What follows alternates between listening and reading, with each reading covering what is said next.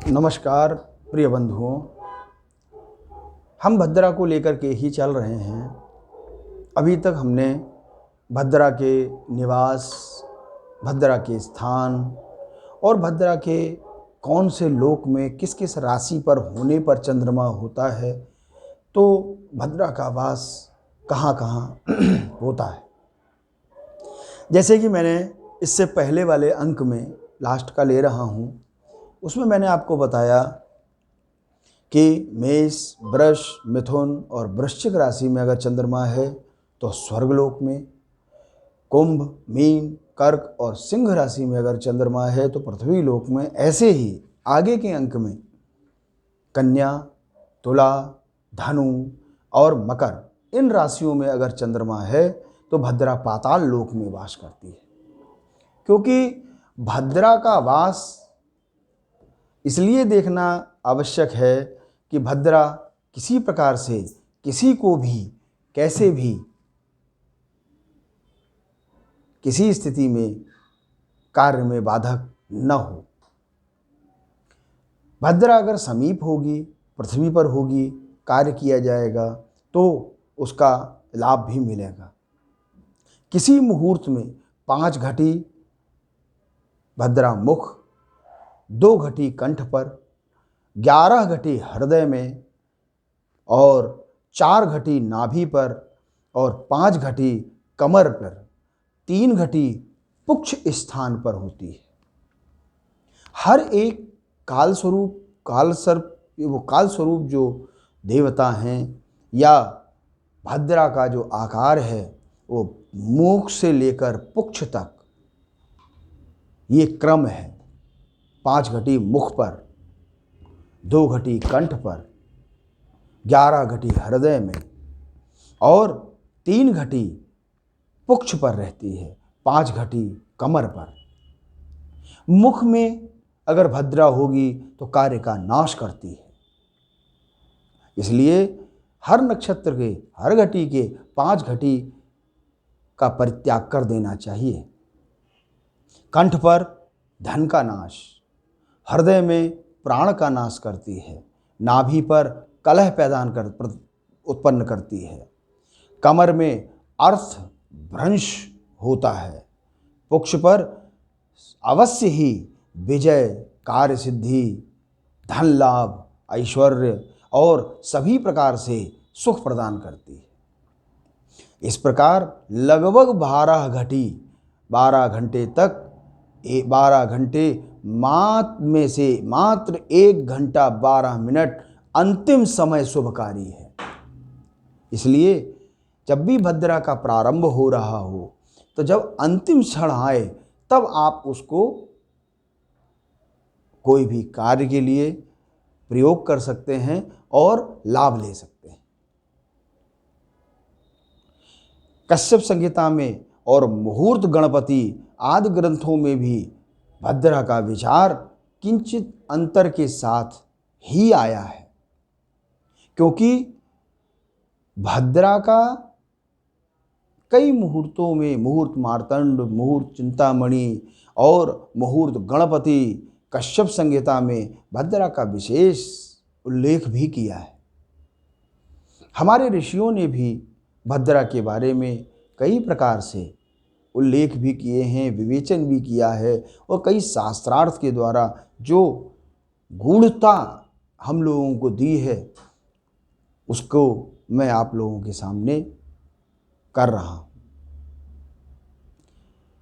भद्रा का मुख, भद्रा की पुच्छ भाग, मुख भोग काल 5 घटी यानी 2 घंटे, पुच्छ का अवधि 3 घटी यानी 48 मिनट है। शुक्ल पक्ष में चतुर्थी के 5वें प्रहर 1 प्रहर 3 घंटा का होता है, 5वें प्रहर अष्टमी को 2 प्रहर, एकादशी को 7वें प्रहर और पूर्णिमा को 4 प्रहर आदि 5 घटी में भद्रा का निवास रहता है। कृष्ण पक्ष में की तृतीया को 8 प्रहर, 8वें प्रहर में, सप्तमी को तीसरे प्रहर में, दसवीं को छठे प्रहर में और चतुर्थी को प्रथम प्रहर में 5-5 घटी काल भद्रा का मुख होता है, इसलिए उसको त्याग कर देना चाहिए। शुक्ल पक्ष की चतुर्थी के 8वें प्रहर, अष्टमी के प्रथम प्रहर, एकादशी के छठे प्रहर और पूर्णिमा के तृतीय प्रहर में, कृष्ण पक्ष की तृतीया के 7वें प्रहर और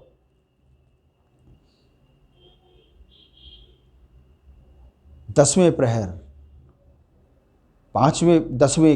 दसवीं के 5वें प्रहर, चतुर्दशी के चौथे प्रहर, इन 3-3 घटियों में 48 मिनट में भद्रा का पुक्ष होता है। इसमें आप कार्य कर सकते हैं, क्योंकि मैं इसलिए ये विवेचन कर रहा हूँ कि आपको हम पूरी तरीके से बता सकें कि किस किस काल में भद्रा का निवास है और पृथ्वी पर वास है। आचार्य श्री लल्लाचार्य जी ने के अनुसार पृथ्वी पर जितने भी शुभ अशुभ कार्य हैं वे सभी भद्रा के लिए मान्य हैं। भद्रा को उस काल में अवश्य देखना चाहिए। पृथिव्याम यानि कार्याणि शुभानि त्वत्शुभानि तु तानि सर्वाणि सिद्ध्यन्ति विष्टिपुक्षेन संशयः। दैवज्ञ गणपति का विचार है कि भद्रा के पुक्ष काल में केवल युद्ध पर विजय मिलती है, अन्य काम शुभ नहीं होते। पुक्षे विक्षिपुक्षे जयो युद्धे कार्यमन्यन्य संशोभनम। वो ये कहते हैं कि युद्ध में हमको कार्य की लाभ मिलेगा, परंतु लल्लाचार्य जी ने कहा कि पृथ्वी पर जितना भी कार्य है पुक्ष काल में उसमें सफलता मिल सकती है। क्यों? अलग अलग ऋषियों का अलग अलग भ्रांति है, इसलिए भद्रा के पुक्ष काल का त्याग करना ही चाहिए। इस प्रकार भद्रा को आप हमेशा अनुकरणीय है और विचारणीय है। अनुकरणीय पुक्ष काल है, मुख काल अनुकरणीय नहीं है, और पुक्ष काल में भी विचारणीय भी है। रात्रिभद्रा यदान्वी स्याद्विदा भद्रा यथा निशि न तत्र भद्रदोषः स्यात् स्या भद्रा भद्रदायिनी। महर्षि भृगु के अनुसार सोमवार शुक्रवार की भद्रा कल्याणकारी होती है, शनिवार की वृश्चिकी, गुरुवार की पुण्यवती और शेष वारों में भद्रिका होती है। अतः सोमवार, गुरुवार और शुक्रवार को भद्रा का दोष नहीं लगता, ये महर्षि भृगु ने कहा है। क्योंकि महर्षि भृगु का कहा हुआ विचारणीय नहीं अनुकरणीय है। इस प्रकार से भद्रा का विचार अवश्य करना चाहिए। अतः भद्रा के बारे में जो भी विशेष विश्लेषण हैं वो मैंने आपको बताए। निषिद्ध कार्य, भद्रा में निषिद्ध कार्य क्या क्या हैं ये और मैं आपको बताता हूँ। न कुर्यान् मंगलम विष्ट्या जीवार्थिक कदाचन कुर्यन्नैज्ञस्तदा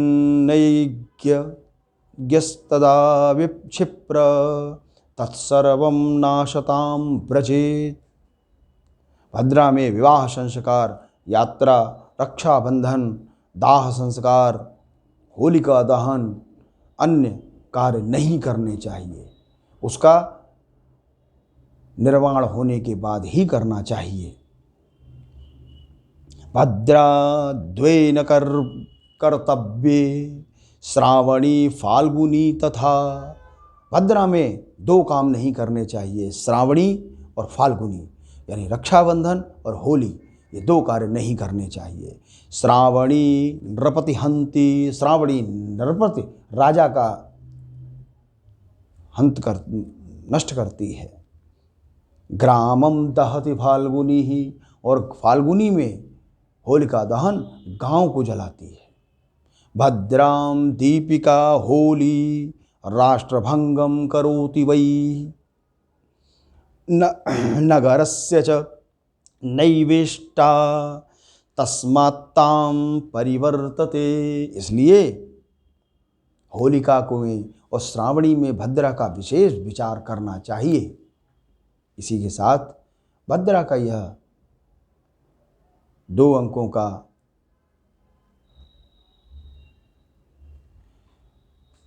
जो मैंने आपको किया है, दिया है, वो पूर्ण हुआ। आगे हम लोग किसी और विषय को पकड़ेंगे, लेकर के चलेंगे। अतः आप लोग इसी प्रकार से हमारे इस चैनल से जुड़े रहिए, लाइक करिए और सब्सक्राइब करिए, जिससे कि हम आपको कोशिश के अनुसार शुभ से शुभ जानकारी और ज्ञानवर्धक जानकारी देते रहें। नमस्कार।